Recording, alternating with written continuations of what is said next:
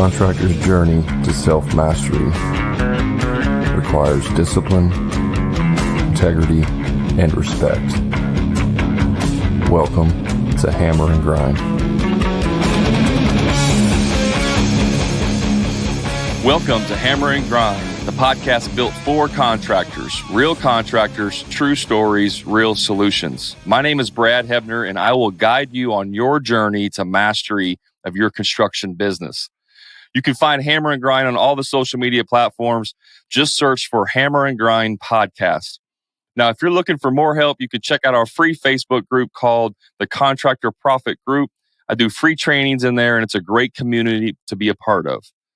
Now, if you're serious about making more money, saving more time, and creating a business that supports your lifestyle, check out my paid coaching group called the Profit Club. I've put together a proven system for creating a winning business. Now, listen, I'm so confident that you will succeed in my program. I'm now offering a 10x ROI guarantee. That means if you don't make at least a 10x return on your investment within a 12-month period, I will refund you the full amount. You can find out more information about the Profit Club at hammerandgrind.com/the Profit Club. All right, on this episode, we're going to be talking about the 4 C's of cash flow. This is going to be super important if you're currently struggling with maintaining money in your business. If you're always don't have enough money, or you're looking for money, or you're trying to collect money because you need to pay bills and all this stuff, that's what we're talking about today on the cash flow, right? It's something that I did not understand in my business for many, many, many years. And there are things that I did that we're going to talk about today that really hurt me in my business and stunted the growth of my business for several years because I didn't understand these principles. So we're going to get into the 4 C's of cash flow. And I'm just going to start by naming the 4 different ones. We have number 1 is charge. Number 2 is carry. Number 3 is collect. And number 4 is conserve. The 4 C's of cash flow. So when I started my business a little over 12, 13 years ago, I didn't understand cash flow. I mean, I knew you had to obviously make money and have money coming in, and you had to keep enough money. And what I didn't understand was the concept of a lot of times you go pick up materials and then you get a bill for it 30 days later. And then on top of that, you had to pay additional costs for like employment taxes and all these things that come in, payroll taxes and all these things that are on the rears, meaning you pay them later on. And I always struggled with this idea of I would go do a job for, let's say, $10,000, and I would collect the money and I would pay maybe a subcontractor that I had for $2,000, and I had $8,000 in my bank account. And I'm like, oh, look, I made $8,000. But then you have your, regular expenses, your insurance, and all these things that come out. Maybe they come out every 3 months or every 6 months. And, I would have $8,000 in my account, but really I only had about $2,500 in my account. Let's say that was my profit, was, what I made after all the materials and expenses and overhead. Maybe I only really had $2,500 of that money, but there's $8,000 sitting in my account. And I go look at my bank account and it says you have $8,000. I'm like, oh, cool. I can go buy a new tool for $1,000 or whatever it might be, or I can take money out and pay myself, a couple $1,000s. And I just always struggled with this for a long, long time in my business. And until I understood how to manage cash flow. Another thing I did to get myself in trouble early on was putting things on credit card. I thought early on I hired a helper and I wanted to get him his own vehicle so we could split up and multitask. And so I bought a new vehicle on a loan, and I needed to buy some tools. So I put that on a credit card, and I needed to get truck boxes and a ladder rack for my truck. And I put that on a different credit card, and I had all these 3 or 4 different credit cards and loans where I'm only making minimum payments. And I had a truck loan at the time. So I had two vehicle loans, 2 credit cards. And, they're like, the one vehicle is $300 a month. The other vehicle is $180 a month. And the credit cards are like, $80 a month one. And the other one is $150 a month to continue to make the minimum payments. And I didn't understand that it was killing my cash flow, meaning how much money I had each month coming in. And so maybe I was only making $2,000 a month, but I had 1,500 going out in payments. Between all those things and utilities and stuff, I had 1,500 going out in payments, and maybe I'm only making $500 a month. I'm just using these numbers. I don't even remember what numbers I had back then. I kind of blocked that out of my memory because it was a time of my life and my business where I literally was clueless as to what I was doing. But you understand the point of using up all your money, right? So this is what I learned and what I implemented. And when I implemented these 4 things, it totally changed my business. It removed a ton of stress in my life. It made things so much easier for managing my business based on my money and cash flow. And there's one little bonus I'll throw in at the end. It does help with the cash flow, but it's really kind of a separate thing. So charge, what does that mean? What does charge mean? Charge is the hidden component of the cash flow problem, which really has nothing to do with how you manage your money. Charge is that you're simply not charging enough. You're not charging enough for your business, for your jobs that you're doing. The more money that you make, the more options you have. I know this is like earth-shattering, mind-blowing, scientific stuff that you probably never thought of. But when you literally charge more money for your work, you make more money. That in and of itself will solve most of your cash flow problems. When you have more money, you have options. That's pretty self-explanatory. Now, I always tell my clients you need to be getting a 50% gross profit or the same as 100% markup. A lot of people get markup and margin confused. Markup is how much you apply to your materials and labor. Margin is what you have after that stuff's paid for. It's what's left over, essentially. So a markup is you want to have 100% markup. Now, some of you listening to this, you'll be like, holy crap, there's no way I can ever do that. Everyone around here only charges 20% markup on materials, blah, blah, blah. All the head trash is now coming to mind. I'm telling you, if you want a healthy business, you need 100% markup on your labor, 100% markup on your subs, 100% markup on your materials. That means if you do a project and there's $50,000 in material cost, you're going to charge $100,000 for that material. And then you're going to add 100% to your labor and 100% to your subs. So jobs that you may be selling for $80,000 right now, with let's say a 50% markup or something, you may be selling that same job for $100,000, $120,000, $140,000, the exact same job.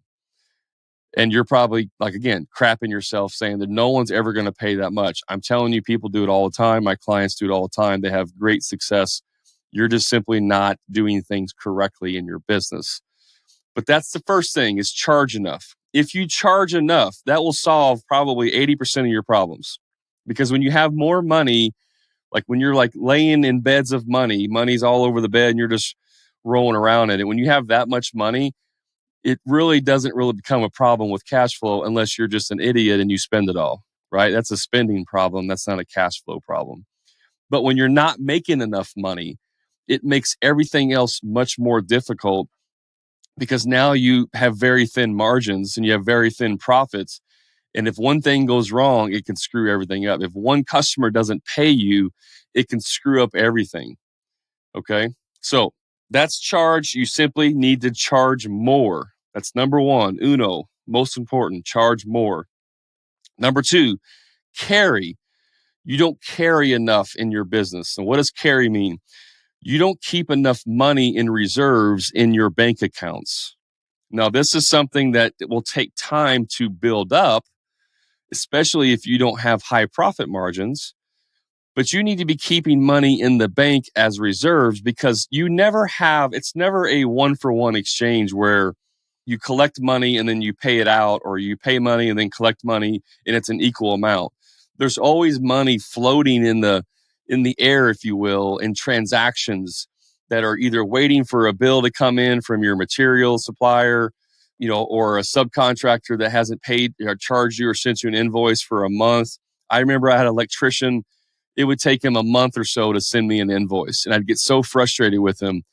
because he would have like a $1,500 invoice, and that invoice was holding up like $3,000 or $4,000 of my money because I couldn't send the final invoice until I had his invoice.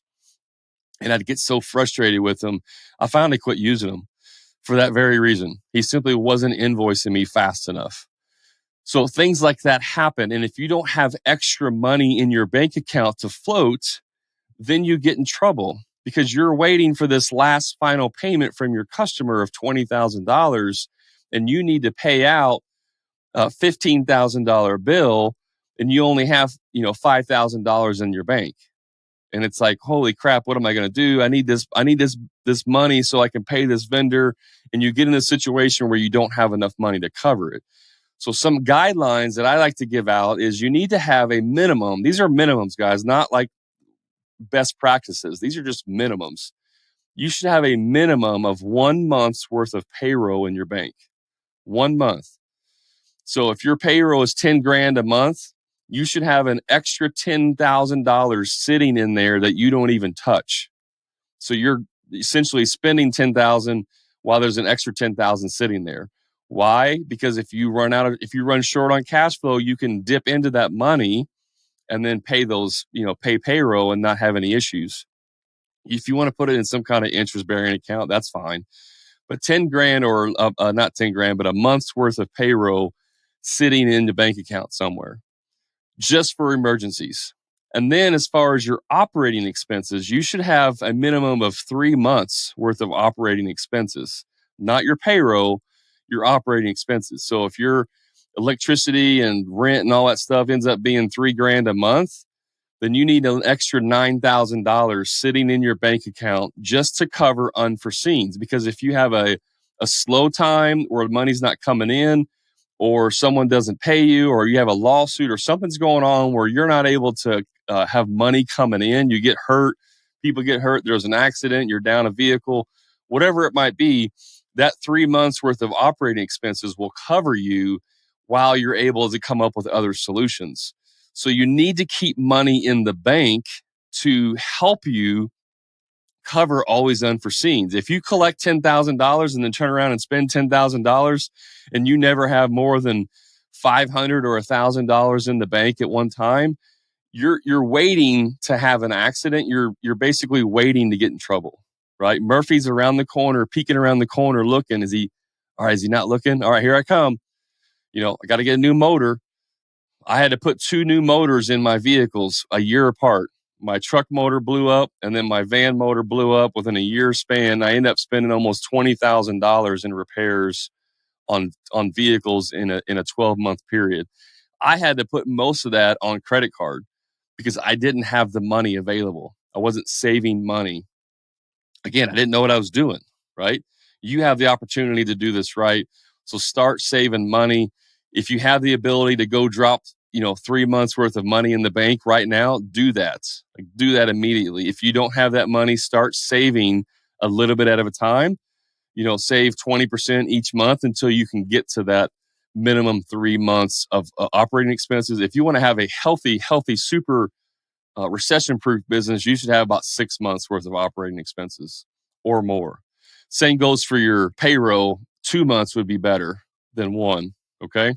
So keep the money in the bank so that you don't have this waiting on the customer to pay you so you can pay a bill situation. Okay. You always have that money in there. So the third thing is going to be collect. Now, this is what a lot of contractors do wrong in terms of their projects when they're actually selling jobs. I can't tell you how many times I see people make some of the most asinine, idiotic, stupid comments in groups on TikTok, Facebook groups that say something like this. If you don't have enough money to carry the cost of a project from start to finish without asking for a deposit, then you don't have a healthy business. And that is, like I said, that is so freaking stupid. Why would you ever want to assume all of the risk anyways? Even if you had the capability of doing that, why would you assume that risk? If someone's telling you that, if you believe that to be true, smack yourself or smack them in the face or stop listening to them, because that is the worst advice you could possibly ever get or receive or think. Okay. Stop it. Stop spreading stupid nonsense like that. You should never, ever, ever be over the barrel on your finances from your jobs that you do. So you should be collecting or receiving a deposit for the job that's going to cover all of your expenses up until the next draw. Now, I would always collect a 40% deposit. If it was a $100,000 job, I'm collecting $40,000 before I start. If it's a $10,000 job, I'm collecting $4,000 before I start.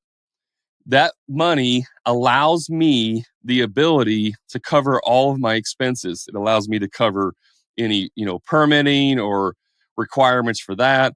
It covers materials that have to be ordered in the beginning to get started. It covers the initial payroll, my labor, to get started on the project. It covers subcontractor labor. It covers all the stuff that I need till I get to the next milestone payment. Now, the one that I like to use when we were doing remodeling was 40, 30, 20, 10. I'd collect 40% down, 30% after the first milestone, whatever that was, 20% after the second milestone, and then 10% on the final invoice. Now, you can set this up however you want. It's your business. Whether you take 10% down, 50% down, 80% down, 20%, does not matter. It's totally up to you. It depends on what you're doing. Now, obviously, for me, if I was doing a custom thing where I had to order something custom, I would collect 100% of that. So if there was some weird situation where the majority of the cost of the project was in materials, then I would collect more. If I was ordering a custom cabinets and the cabinets were going to be $25,000, I would make sure that I was collecting the $25,000 up front, plus any additional. So maybe instead of 40%, maybe I need to collect 55%. Whatever that is, you should never be out one penny more than what you receive. So if you do that and you always stay in front, meaning you're always collecting more than you're spending, you'll never have a cash flow problem with that project while you're working on it, because you're always collecting the money up front. So if I know that I'm going to get a really big, like say I'm doing a bathroom remodel, I know I'm going to have a plumbing, rough end plumbing bill. It's going to be $1,500, $2,000, whatever. I'm probably going to have a electrical, rough end bill. I may have some material costs for the framing or whatever. I'm going to make sure that I have enough money to cover all of that on the first deposit.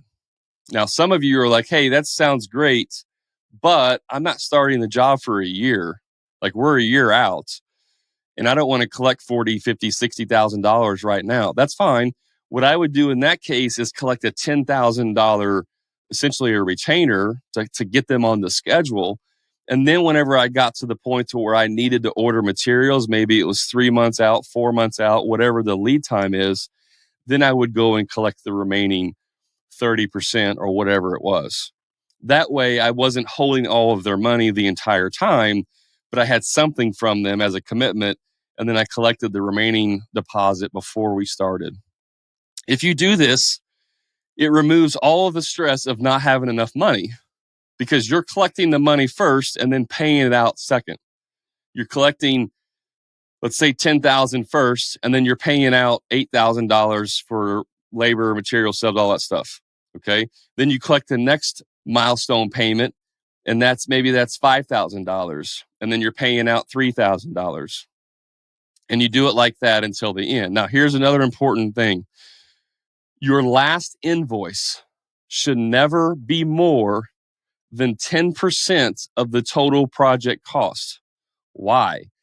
Because if you do that and you've priced it right, the 10% is pure profit. In other words, that's all profit for you. So you've already collected all of the money you need to pay all your vendors and all your labor and all your subs and all that stuff. You've already collected that money. So at that point, it's just profit. You've already collected enough money to pay your overhead. So in the rare event where someone's like, you know what, I don't like how you did this, we're not going to pay you the last $10,000, you have the ability, the option to walk away from it. Now, I'm not suggesting that you just walk away from 10 grand, but let's say it's a smaller dollar amount. Let's say it's $1,000 they owe you, and they're being ridiculous. And they're like, well, you need to come back and fix this, and this, or we're not going to pay you. And they're holding you over a barrel, or they're keeping that money to get more what they want, or maybe they're trying to get extras. You can simply walk away from that and say, keep it, I don't care. But if they owe you $10,000 and that's like 30% of your total project cost, then you have, part of that 10,000 is paying for vendors, paying for subs, all that stuff. And then you're going to be in trouble because now they have you where they want you. And now you have to go back and finish because you need that money. And so they have you like a dog and pony. Well, while you're here, fix this and redo that. And we don't like that. And you go back 3 or 4 times and you keep trying to make them happy. And you're doing all this stuff and they got you by the balls the entire time. And then you have no control over the situation. Okay. So make sure you collect enough money during the process and you don't have that issue. Now, one last thing about collecting money. You need to have a separate bank account just for customer deposits. Do not collect a 40% deposit. Don't collect $20,000 from a client of yours and then put it into your main operating expenses account, your main account where you pay all your bills, and then use that money to pay your bills and then pay the vendors from the last job. Don't do that. Have a separate bank account titled customer deposits. And when you collect $20,000 for the deposit, you go put that $20,000 into the customer deposit and you don't get to touch it. It is not your money. You do not own it. If your bank account goes down to zero and you need to pay a $1,000 bill, you do not get to go into that customer deposit account and take $1,000 out of that. You're not allowed to do that. You cannot do that. You have to have discipline. If you simply do that and put the money into a customer deposit account, that single thing that I implemented in my business literally changed everything for me. If you don't listen to anything else I say on this podcast, having a separate bank account just for customer deposits will save your ass 100 times. I promise you. And then whenever it's time to order the cabinets, the special cabinets, or you need to pay a vendor, you simply go to the bank or transfer it, however you want to do it. If you got to pay a $2,500 bill, you take $2,500 out of the deposit account, and you put it into your other account, and then you pay the bill. That's how you do that. That way you'll never spend the money for a job that you haven't even started yet. Collecting money is the single most important C of the 4 C's in cash flow, because that's where a lot of contractors get in trouble. They're robbing from Peter to pay Paul, and most of the time they're not even aware they're doing it. And the last C that we're going to talk about is conserving money. What does that mean? You need to stop spending all your damn money. Just because you have some success in business does not mean you need to go out and buy that $100,000 pickup truck, have a $1,500 a month payment, and then spend all your cash flow. If you're making $3,000 a month of net cash flow, meaning your business is earning $3,000 a month of net income, at the end of the year, you're going to have $36,000 net, right? That doesn't mean that you go out and you go, oh, I got $3,000 positive net income. I'll just go out and get a $1,500 a month truck payment because I can afford it. You just split your cash in half. You just split your monthly cash flow in half by doing that. And then if something happens and your cash flow drops below $1,500 a month, now you're in a negative situation because your truck payment of $1,500 is now costing you more than you're actually bringing in. So don't go out and spend all of your stupid money because you think you got a bunch of it and now you want to go buy a new toy or something. Okay. So conserve your cash flow. I'm not talking about money in the bank. I'm talking about how much money you have coming in each month. Don't go out and get payments like I did. Like I was stupid. And I maxed out my cash flow. And then it took me an extra year and a half to really even make any progress because I was essentially breaking even each month because I had too much money going out and not enough coming in. And if you put yourself in that situation, it will stunt your growth of your business. So if you got a $3,000 positive net cash flow, Don't go out and start adding monthly bills or monthly expenses to your business just because you want to go waste it on something stupid. You got to be smart with your money, guys. So that's the 4 C's of cash flow. The last thing I want to talk about, which is the bonus, is profit first accounting. I've had Alicia on. She was my bookkeeper, profit first certified bookkeeper. If you guys aren't familiar with profit first accounting, go buy the book by Mike Michalowicz called Profit First. There's 2 different books. There's one that's Profit First, and there's one that's Profit First for Contractors. I actually recommend the Profit First book, not the one for contractors. I know that seems counterintuitive, but if you want to read both of them, that would be the best. But if you can only read one, just read the Profit First and start implementing this in your business. And that will help you with your cash flow as well, because now you know exactly where your money's at, where to put it each month, and you no longer have to stress and worry about where your money's at. Stop using bank balance accounting, where you open your bank account and say, oh, I got $25,000 in my account. I can go buy stuff. Stop doing that. That's bank balance accounting. That means you really don't know what you're doing, because you may have $25,000 sitting in there, but you got $15,000 worth of bills coming in 30 days that you're not even aware of. Okay. So the 4 C's: charge. Make sure you charge enough. Carry. Make sure you're carrying your liabilities by having more money in the bank, your 1 month of payroll, your 3 to 6 months of expenses. Make sure you collect enough. The 3rd C, collect. Always collect more money than you're paying out during the progress of your jobs. And the last 10% or the last invoice should never be more than 10%. And the final C is conserve. Don't go out and start wasting your cash flow each month because you think you're killing it. You have to prepare for the unknowns. All right, guys. So hopefully this podcast was helpful. If you have any questions, comments, let me know. Share this so that other contractors can have a more healthy business with their money.